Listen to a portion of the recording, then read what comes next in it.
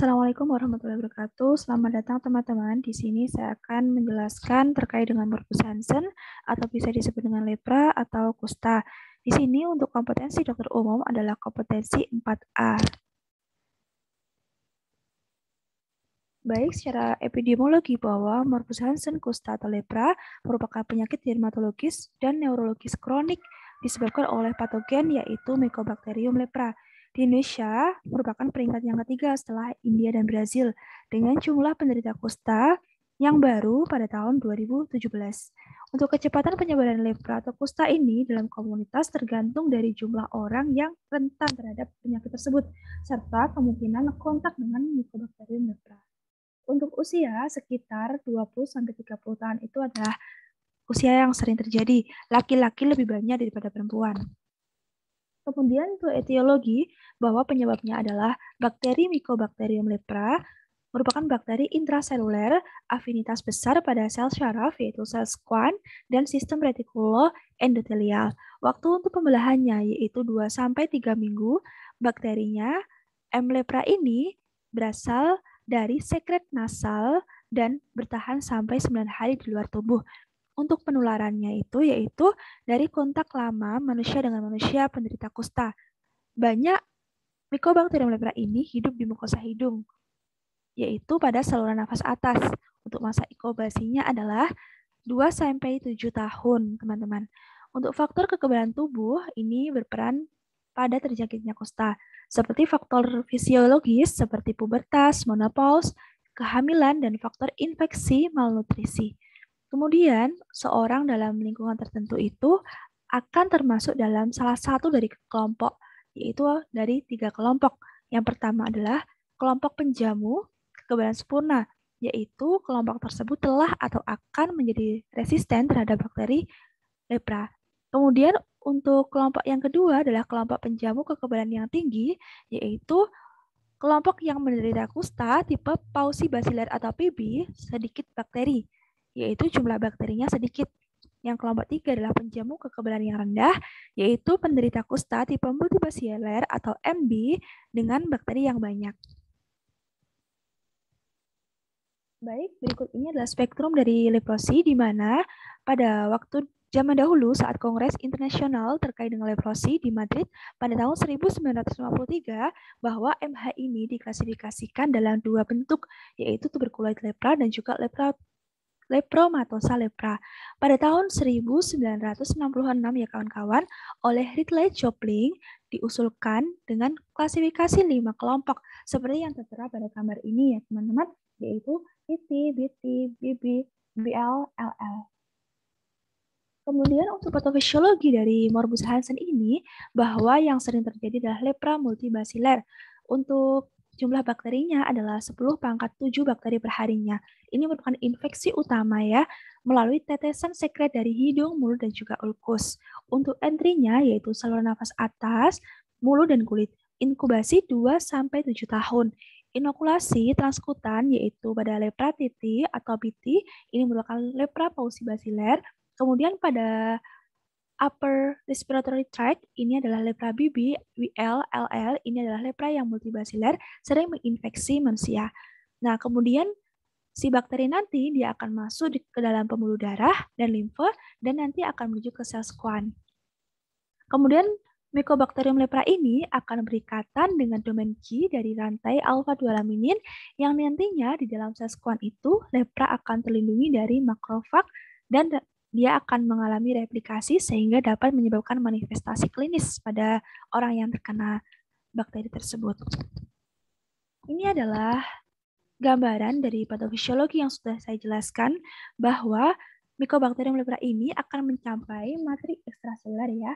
Nah, nanti ada yang namanya PGLI atau protein pengikat laminin 21 kilodalton histone like. Nah, itu nanti akan mengikat rantai alfa-2 laminin untuk menyerang atau untuk menempati sel Schwann.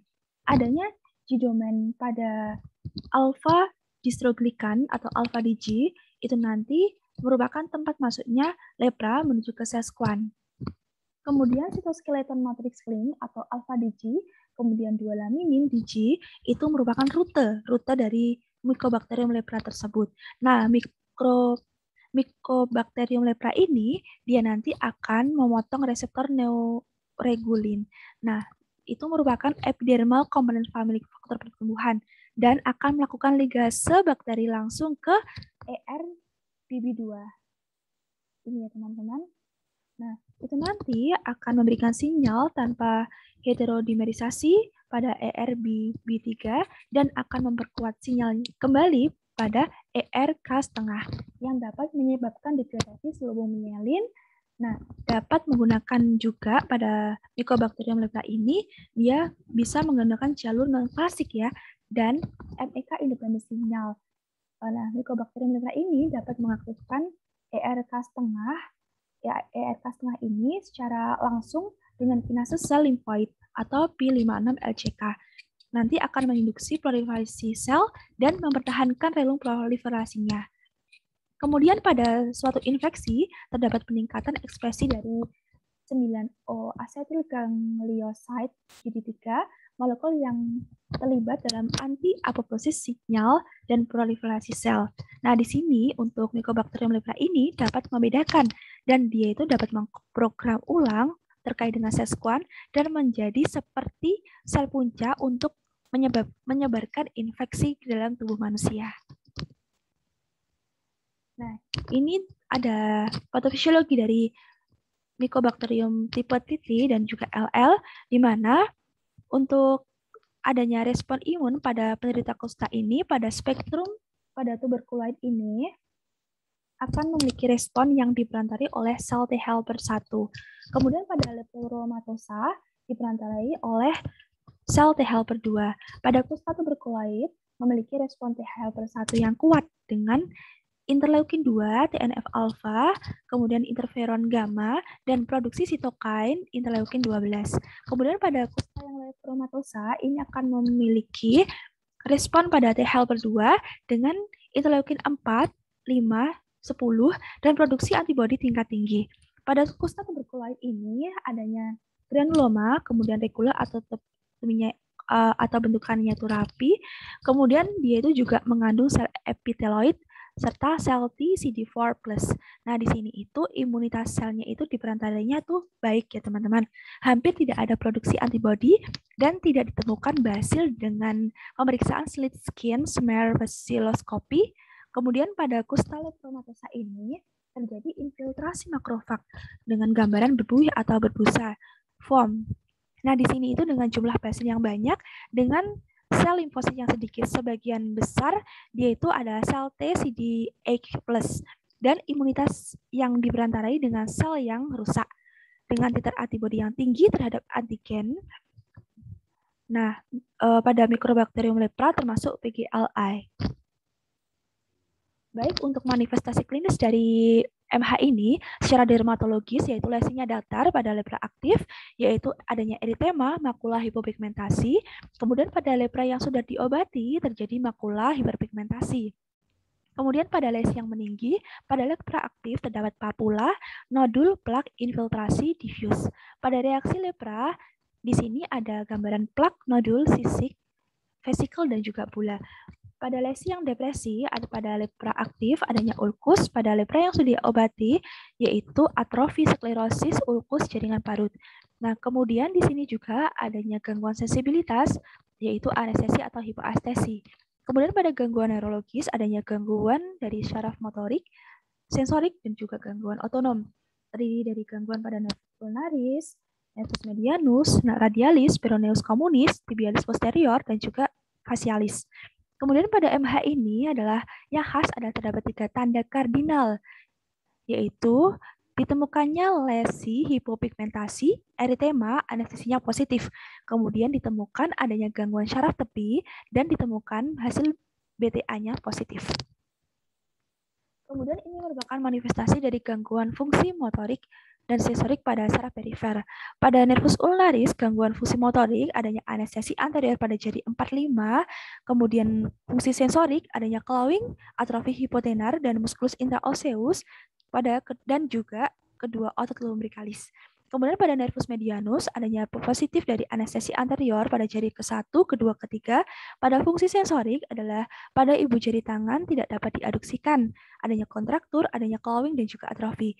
Kemudian pada nervus radialis ini adalah anestesinya juga positif pada dorsum manus, ujung proksimal jari telunjuk. Kemudian untuk sensoriknya adanya ketidakmampuan untuk ekstensi pada pergelangan tangan atau bisa disebut dengan paresis audis drop. Kemudian pada nervus peroneus communis pada kaki ya, ini ada positif anestesi tungkai bawah lateral dan juga dorsum pedis.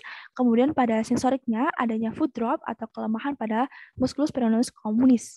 Kemudian pada nervus tibialis posterior, di sini untuk positifnya anestesi telapak kaki pada fungsi motoriknya, untuk mohon maaf pada gangguan fungsi sensoriknya itu ada claw toss, ada paralisis. Kemudian pada nervus facialisnya didapatkan gangguan pada lagophthalmus, yaitu pasien itu tidak bisa menutup mata secara rapat-rapat. Kemudian ini adalah klasifikasi dari leprosi atau MH WHO pada tahun 1995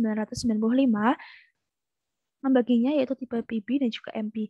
Kemudian juga ditelai Jobling pada tipe PB itu ada TT, BT, pada tipe MB, BB, BL, dan juga LL. Di mana di sini itu semua tipe itu ada sifatnya masing-masing ya teman-teman. Di sini ada PB. PB, pausi basiler, terdiri 1-5 lesi, hipopigmentasi atau eritema, distribusinya tidak simetris, hilangnya sensasi yang jelas. Di sini itu hanya menyerang satu cabang saraf saja. Kalau multibasiler itu dia lebih dari 5 lesi. Adanya hipopigmentasi, eritema, distribusi lebihnya simetris, hilangnya sensasi yang kurang jelas, dan juga banyak cabang saraf yang terkena. Kemudian pada klasifikasi oleh Ridley Jobling, pada tuberkuloid yang titik ini, untuk kasnya, BTA-nya itu hampir selalu negatif. Kemudian pada BT, borderline tuberculosis ini juga sama negatif atau hanya satu positif. Kemudian pada lepromatosa atau LL, nah di sini itu untuk BTA-nya banyak. Nah di sini sering didapatkan adanya globus. Kemudian pada borderline lepromatosa atau BL, di sini juga banyak, biasanya juga negatif pada sekret hidung. Dan pada MG, borderline, di sini itu BTA-nya juga agak banyak dan juga kalau diperiksa pada sekret hidungnya itu negatif. Berikut ini adalah algoritma dari pemeriksaannya. Apabila pasien ditemukan adanya hipo atau anestesi area, kemudian adanya tingling, prickling, or pain sensation, kemudian skin lesion, paresthesia, autonomic dysfunction, nantinya kita akan menanya pasien dan juga menyuruh pasien untuk melepas bajunya. Nah, kemudian kita lakukan pemeriksaan juga pada kulit-kulitnya. Kita palpasi juga. Nah, di sini nanti apakah ada perubahan pada autonomiknya, apakah ada penebalan pada syarafnya, apakah ada gangguan pada sensitivitas dari perabaan, nyeri, atau suhu. Nah, apakah ada gangguan dari motorik function-nya. Kemudian apabila tidak ada, maka dia normal. Apabila ada, maka perlu ditindaklanjuti lebih lanjut. Nah, kemudian ini adalah gambaran yang telah saya ambil dari buku Fitzpatrick, namun masih edisi 6 ya. Di sini ada lesi dari tuberculosis leprosi titik seperti ini, bisa dilihat. Ini pada BT, ini pada BL, kemudian ini pada LL, dan juga ini pada ENL, atau nanti ada reaksi yang namanya reaksi dari leprosi. Ini merupakan pemeriksaan fisik ya teman-teman. Ada pemeriksaan sensibilitas, terdiri dari sensibilitas suhu, di mana ini nanti kita memberikan rangsangan kepada pasien pada kulitnya atau pada bagian lesi yang bermasalah dengan air panas dan air dingin kita bandingkan. Kemudian untuk sensibilitas raba, kita lakukan pada bagian lesinya dengan pilihan kapas. Kemudian pada sensibilitas nyeri, ini didapatkan lesi yang nantinya kita berikan rangsangan menggunakan jarum pentul bagian ujung runcing dan juga tumpul nanti dibandingkan pada kanan dan juga kiri. Kemudian pada pemeriksaan fungsi saraf motoriknya, kita bisa meriksa bagian nervus facialis, nervus ulnaris, nervus medianus, nervus radialis, dan juga nervus peroneus communis.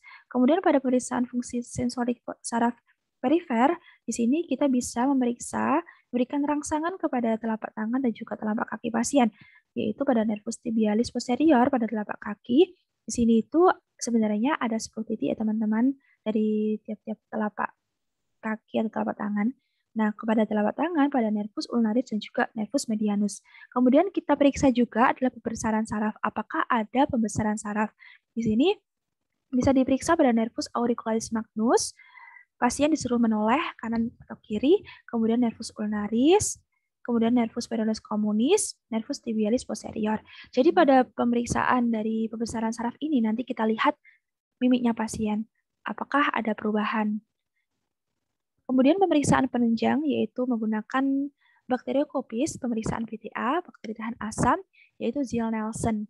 Kita pilih lokasinya yaitu pada cuping telinga kiri, telinga kanan, dan juga lesi kulit.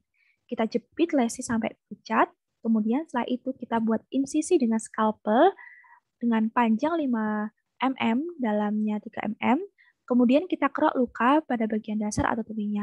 Maka nantinya akan didapatkan jaringan atau eksudat. Nah, di sini untuk hasilnya, warna BTA-nya itu adalah merah. Berikut adalah cara-cara melakukan pewarnaan dengan Ziehl-Neelsen. Kemudian nantinya didapatkan pada pemeriksaan mikroskop, yaitu ada globus dan juga solid. Kemudian yang kedua adalah menggunakan biopsi atau histopatologi ya teman-teman. Nah di sini itu nanti didapatkan adanya gambaran pada Mycobacterium lepra itu adalah sel Virchow atau lepra atau sel busa. Ini sering terjadi pada sel, mohon maaf, pada globus dan solid ini sering tampak pada lepromatosa leprosi. Kemudian pemeriksaan serologis. Nah, di sini adalah kita mengamati keberadaan antibodi orang yang terinfeksi dari lepra. Kemudian antibodi antifenolik yang ada yaitu ini antibodi antifenolik glikolipid 1 atau PGL1 serta antiprotein 16 KD dan juga 53 KD. Ini merupakan gambaran histopatologisnya ya teman-teman, bahwa pada gambaran adanya globus itu nanti yang sering terjadi pada LL. Kemudian pada reaksi kusta, nah reaksi kusta ini merupakan episode akut yang timbul di tengah proses perjalanan penyakit kusta kronis karena pada dasarnya kusta atau MH ini adalah kronis karena waktunya yang membutuhkan waktu 2-7 tahun ya. Kemudian yang pertama adalah reaksi tipe 1 atau reaksi reversal. Hal ini terjadi pada spektrum borderline BL, BB, dan juga BT. Respon imun ini berperan penting, yaitu yang sering terjadi adalah terjadi peningkatan dari SIS secara mendadak. Hal ini akan menyebabkan gambaran klinis kusta itu akan bergeser ke arah tipe yang tuberkuloid. Nah, ini diperkirakan proses adanya hipersensitivitas tipe lambat, yaitu tipe 4. Kemudian reaksi terjadi pada pengobatan yaitu MDT. Nah, secara waktu yaitu 6 bulan pertama. Gejala klinisnya itu adalah lesi aktif dan bertambah, yaitu adanya eritema, edema yang lebih luas. Kemudian reaksi tipe 2 adalah kita tahu jumlah bakterinya banyak, yaitu tipe LL dan juga tipe BL. Bisa disebut dengan reaksi ENL atau erythema nodosum leprosum. Di sini nanti bisa didapatkan gambaran yaitu nodul pada kulitnya pasien, kemudian respon imunnya humoral. Yang tadi untuk reaksi tipe 1 adalah respon imun yang seluler. Kemudian pada ENL ini, pada reaksi tipe 2 ini dapat terjadi pada sebelum, selama, atau setelah pengobatan. Namun banyak terjadi pada tahun kedua pengobatan MDT. Ini adalah reaksi kusta tipe 1 dan 2 untuk gejalanya. Ada gejala ringan dan juga gejala berat pada klasifikasi masing-masing tipe 1 dan 2. Untuk tipe 1, gejala ringan tambah aktif untuk lesinya, menebal merah, eritema, panas, nyeri, adanya makula yang berbentuk plak. Kemudian pada sistem saraf tepinya itu tidak ada nyeri tekan dan gangguan fungsi. Pada reaksi yang berat, pada lesi kulitnya itu lesinya bengkak sampai pecah, adanya merah, panas, nyeri kaki dan tangannya itu bengkak dan terjadi kelainan kulit yang baru serta adanya nyeri sendi. Kemudian pada sistem saraf tepinya itu adanya nyeri tekan atau gangguan fungsi. Kemudian pada gejala reaksi tipe 2 yang ringan, itu untuk lesi kulitnya adanya nodul, nyeri tekan, jumlahnya itu sedikit dan bisa hilang pada waktu 2-3 hari. Untuk keadaan umumnya itu tidak ada demam atau demam bisa terjadi demam ringan. Kemudian untuk saraf tepinya itu tidak ada nyeri saraf dan gangguan dari saraf tersebut. Kemudian pada organ tubuh itu juga tidak ada gangguan. Pada reaksi yang berat tipe 2 ini adanya nodul pada lesi kulit, nyeri tekan sampai pecah, kemudian jumlahnya banyak dan berlangsung lama. Pada keadaan umumnya itu didapatkan demam yang ringan sampai berat. Untuk saraf tepinya itu ada nyeri saraf dan gangguan fungsi. Pada organ tubuhnya itu adanya peradangan pada mata, pada testis, kemudian pada limpa, gangguan pada tulang, hidung, dan juga tenggorokan. Kemudian untuk differential diagnosis sendiri itu banyak tergantung lesinya. Pada primary lesion, ini makula dan patch itu hipopigmentasi bisa terjadi pada pityriasis alba. Nah, kemudian popular to nodular lesion di sini itu banyak juga.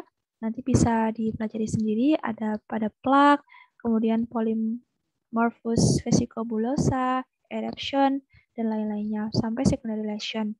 Kemudian untuk drug terapinya ini adalah menurut WHO pada lesi PB dan juga MB itu dengan dosis yang berbeda, dengan obat yang berbeda. Nah, di sini contohnya ya, pada pauci basiler dibutuhkan treatment yaitu rifampicin miligram 600 mg, dapson 100 mg, clofazamine tidak dibutuhkan, untuk durasinya itu 6 bulan. Kemudian untuk multibasiler, untuk rifampicin-nya adalah 600 mg, dapsonnya 100 mg, clofazamine itu 50 mg per hari atau 300 mg per bulannya, durasinya 1 tahun. Kemudian, ini adalah tata laksananya.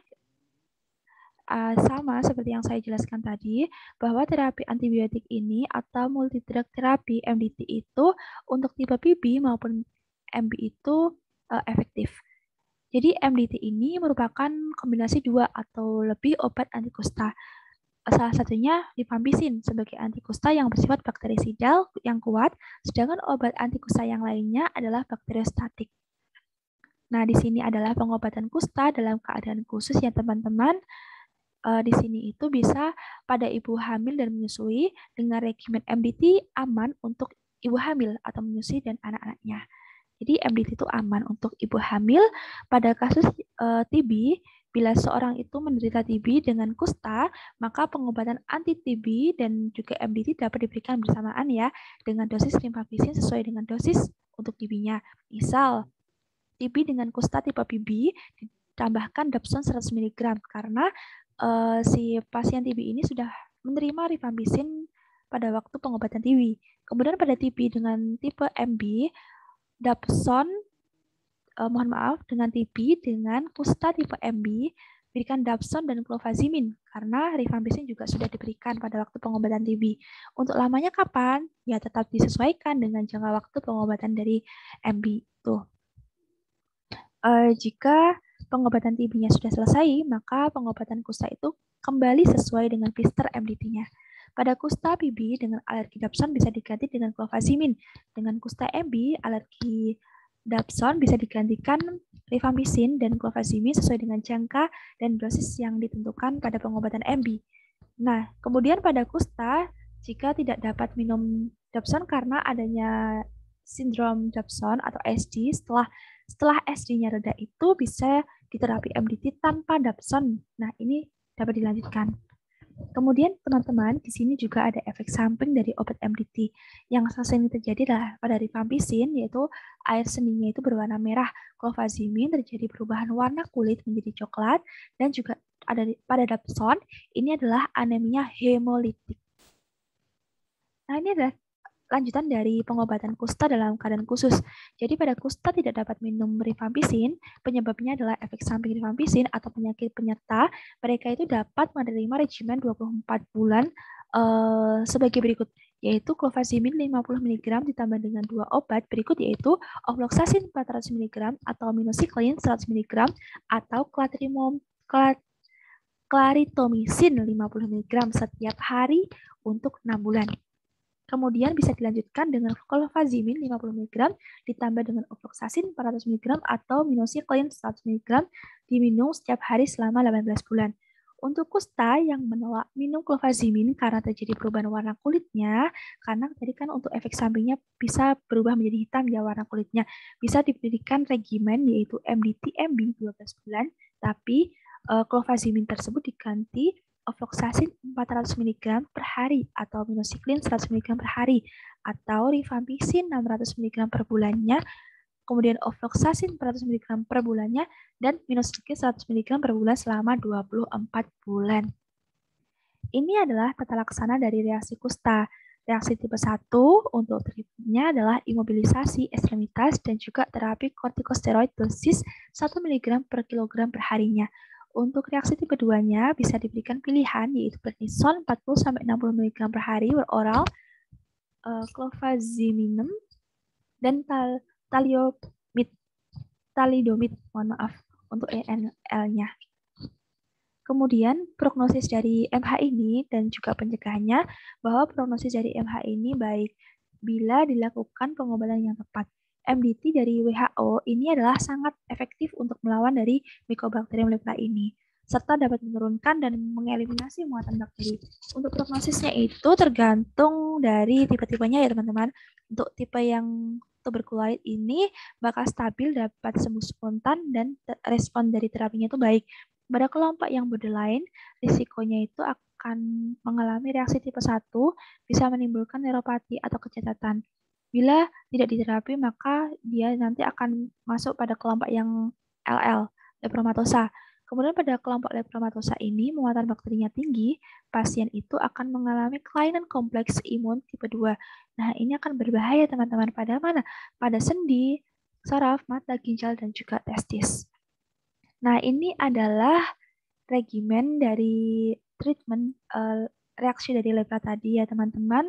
Sudah saya jelaskan bahwa untuk tipe 1 itu bisa diberikan steroid. Kemudian pada buku Fitzpatrick ini treatmentnya itu diberikan prednison 1-2 mg per kilogram per harinya with slow taper 3-3 bulan. Kemudian thalidomide 100-400 mg dan prednison 1-2 mg atau pentoxifilin 400 mg untuk 3 hari ini dia diberikan pada tipe reaksi tipe 2. Karena itu tipe reaksi tipe 2 ini adanya manifestasi yang lebih berat. Nah, kemudian hubungan neuritis dengan morbus Hansen itu apa sebenarnya? Jadi itu memang ada hubungannya teman-teman.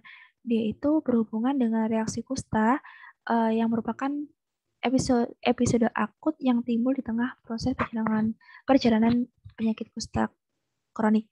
Jadi itu dia pada tipe 1 dan 2 kusta itu terjadi adanya peningkatan antibodi IgM dan IgG yang nantinya akan dapat menurunkan kompleks imun dan meningkatkan mediator inflamasi. Nah, di sini nanti akan terjadi keterlibatan pada ekstrakutaneus. Jadi di luar dari masalah kulit. Contohnya pada neuritis ya teman-teman. Ini bisa dilihat dari tabel ini. Untuk catatannya bahwa kita itu tidak bisa sembarangan memberikan kortikosteroid seperti prednison ya. Nah, di sini itu bisa diberikan hanya pada reaksi yang berat saja, contohnya pada reaksi tipe 2. Nah, di sini itu untuk reaksi ringan, misal tipe 1 ya, itu bisa cukup diberikan NSAID. Karena pada waktu kita memberikan kortikosteroid, maka justru akan berbahaya pada kondisi pasien. Kemudian untuk catatan lagi pada obat yang diberikan pada tipe 2 ini, reaksi tipe 2 ini, ada yang namanya thalidomide. Thalidomide ini sebenarnya tidak digunakan dan tidak ada di Indonesia. Kemudian karena harus ada izinnya juga ya teman-teman. Kemudian pada pentoxifilin ini merupakan kategori C untuk kehamilan. Jadi ada efek pada janinnya juga. Nah, untuk pembahasan dari Morhus Hansen-nya sudah selesai. Di sini kita akan berlatih mengenai latihan UKM PPD ya teman-teman. Nanti ada 5 soal yang akan saya paparkan. Yang pertama adalah seorang pasien laki-laki usia 35 tahun mengeluh timbul bercak di seluruh tubuh. Awalnya di punggung, kemudian menyebar ke seluruh tubuh. Bercaknya itu tidak terasa gatal, pasien juga mengeluh kedua kakinya terasa tebal dan kesemutan. Pada pemeriksaan dermatologis didapatkan makula erythematosus menyebar di seluruh tubuh, berukuran dari numularis hingga plakat, ada berbatas tegas maupun tidak, dan didapatkan kaki pasien terasa kasar. Diagnosis pada pasien tersebut adalah A. Morhus Hansen, B. Pityriasis rosea, C. Candidiasis, D. Tinea corporis, E. Psoriasis vulgaris. Sudah diketahui, tadi sudah dibahas juga bahwa jawabannya itu adalah A, yaitu Morhus Hansen. Bahwa untuk lesinya yaitu adanya makula erythematosa, plak, nodul, hipopigmentasi. Untuk anestesia atau hipoestesinya itu bahwa pasien itu sering adanya tidak terasa rasa panas atau dingin, kemudian untuk sensibilitas raba, nyerinya itu juga terganggu. Kemudian gangguan neurologis yaitu adanya pembesaran saraf. Kemudian terdapat 3 tanda kardinal yang sudah saya jelaskan sebelumnya, yaitu ditemukan lesi, hipopigmentasi, eritema, dan juga anestesi positif, ditemukan adanya gangguan saraf tepi, ditemukan BTA positif. Untuk pilihan yang lainnya, yaitu misal pityriasis rosea, di sini terjadi kesalahan karena tidak sesuai dengan tanda-tanda klinis yang ada. Di sini ada makula erythematosus, berbentuk pohon cemara, predileksinya punggung dan dada. Pada candidiasis cutis, di sini lesinya merah terang, gatalnya ada, adanya lesi satelit. Nah, ini adalah khas. Adanya papul, terus terjadi pada kondisi yang lembab, sering muncul pada saat berkeringat. Pada tinea corporis, ini adalah makula eritel atau hiperpigmentasi, ya katanya positif, khasnya central healing.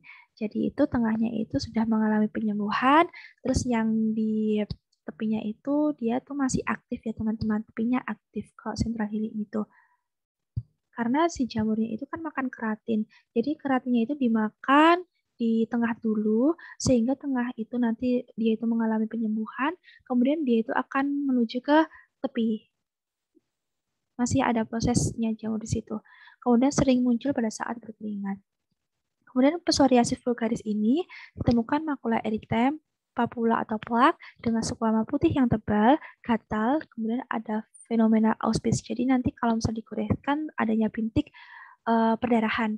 Kemudian fenomena Kaufner, fenomena tetesan linin dan juga sekuamanya tebal. Soal yang kedua ya teman-teman, laki-laki 30 tahun datang dengan bercak kurang rasa di paha kiri. Status dermatologisnya itu makula hipopigmentasi, batas tegas, anestesi positif, ada anhidrosis. Terdapat pembesaran nervus tibialis posterior. Untuk pemeriksaan penunjang untuk menegakkan diagnosisnya adalah A. Pewarnaan KUH, B. Pewarnaan Ziehl-Neelsen, C. Zangsmere, kemudian D. Pemeriksaan mikroskop lapangan gelap, kemudian E. Pewarnaan gram. Jadi sesuai dengan klinisnya bahwa pasien itu mengalami MH, yaitu Morhus Hansen, bahwa tadi sudah saya jelaskan juga bahwa untuk pemeriksaannya itu adalah pewarnaan Ziehl-Neelsen. Jawabannya yang B, karena pada pewarnaan KUH ini digunakan untuk pemeriksa jamur. Pada pemeriksaan Zangsmere atau Kiemsa ini dilakukan untuk pemeriksaan virus atau vesikobulosa. Kemudian pada pemeriksaan mikroskop lapang gelap ini digunakan untuk memeriksa sifilis ya teman-teman, dan pemeriksaan gram ini adalah untuk memeriksa bakteri. Jawabannya B. Kemudian selanjutnya, seorang perempuan mengeluh bercak di beberapa tempat dan terasa tebal dan baal. Infiltrat diffuse, batasnya tidak tegas, anestesi tidak jelas. Kemudian pada pemeriksaan didapatkan BTA positif dan terdapat globus. Apa jenis MH yang terjadi pada pasien ini? A. BT, B. BP, C. BL, D. TT, E. LL. Baik teman-teman, tadi juga sudah saya jelaskan untuk jawabannya itu adalah E, LL. Itu LL tadi untuk khasnya adalah adanya globus positif ya teman-teman, dan juga di sini sudah dijelaskan ya pada tipe LL, BTA, lesi kulit, banyak globus, sekret hidung juga ada. Untuk yang lainnya itu ada, kemudian ada yang negatif juga. Misal pada BL itu untuk BTA-nya itu ada banyak, tapi di sini tuh tidak ada globusnya. Jadi itu yang khas itu LL itu globus. Globus itu hanya ada pada tipe LL ya teman-teman, bisa diingat-ingat kembali. Kemudian seorang perempuan datang ke poliklinik umum rumah sakit dengan keluhan timbul bercak putih yang tidak gatal pada pipi sebelah kiri. Pemeriksaan sensibilitas rasa panas dingin pasien tidak terlalu terasa. Pemeriksaan BTA dengan pemeriksaan Nielsen dengan BTA-nya itu negatif. Apakah pengobatan yang tepat? Jadi teman-teman sesuai dengan cardinal sign tadi, 3 cardinal sign itu, jadi kita itu tidak harus memenuhi 3 persyaratan yang ada. Jadi bisa 1, bisa 2. Jadi untuk di sini itu untuk BTA-nya negatif itu bukan berarti MH-nya itu negatif. Jadi BTA negatif itu terjadi pada MH dengan tipe pausi basilar PB. Nah, di sini itu sudah ada manifestasi klinisnya juga, adanya gangguan pada sarafnya juga, bisa kita diagnosis MH ya. Untuk pengobatannya tadi sudah saya jelaskan juga. Di sini untuk panduan dari WHO. Nah, ini pada misal pada pipi pausi basilar diberikan rifampicin 600 mg, kemudian dapson 100 mg, dan durasinya clofazamine itu tidak diberikan untuk durasinya 6 bulan. Kemudian untuk MB yaitu 600 mg dari rifampicin, kemudian dapsonnya 100 mg, dan clofazimine itu 300 mg per bulannya. Nah, di sini diberikan dalam waktu 1 tahun. Nah, ini adalah merupakan terapi MH tipe MB ya teman-teman. Mohon maaf mungkin ini tadi itu untuk hasil BTA-nya mungkin positif ya teman-teman, sehingga kita memilih terapinya itu untuk MB. Kemudian, reaksi yang terjadi pada kusta tipe pausi basilar merupakan reaksi hipersensitivitas tipe berapa? Jawabannya adalah tipe 3, karena ini merupakan imun kompleks, bahwa IgG berikatan dengan antigen dalam darah. Nantinya dia akan membentuk imun kompleks yang berada di dalam sirkulasi. Terkadang dia juga terdeposit pada sel saraf. Nah, ini pada MH. Kemudian, untuk reaksi tipe 1 itu merupakan reaksi cepat anafilaksis dengan mediator IgE. Contohnya pada anafilaksis urtikaria angioedema. Pada reaksi tipe 2 itu ada reaksi sitotoksik, di mana antibodi IgM ini berikatan dengan antigen yang menempel pada sel target yang sebenarnya itu adalah sel yang sehat, sehingga akan terjadi reaksi sitotoksik. Kemudian pada tipe yang 4, nah ini adalah delayed type hypersensitivity. Jadi di sini tuh T helper itu akan teraktivasi oleh antigen presenting cell atau ABC. Ketika antigen itu muncul lagi pada waktu yang lain, sel T memori ini akan mengaktifasi makrofag dan menyebabkan reaksi inflamasi, sehingga dapat berakhir pada kerusakan jaringan. Untuk reaksi tipe 5 itu adalah autoimun. Ini merupakan referensi yang telah saya ambil ya teman-teman sesuai dengan yang saya jelaskan tadi. Terima kasih atas partisipasinya teman-teman. Mohon maaf banget apabila ada kesalahan kata, ada belibet-belibetnya, mohon maaf. Terima kasih, semoga membantu teman-teman untuk belajar terkait dengan Morbus Hansen. Apabila ada pertanyaan, nanti bisa chat di kolom komentar ya teman-teman. Sekian, terima kasih. Wassalamualaikum warahmatullahi wabarakatuh.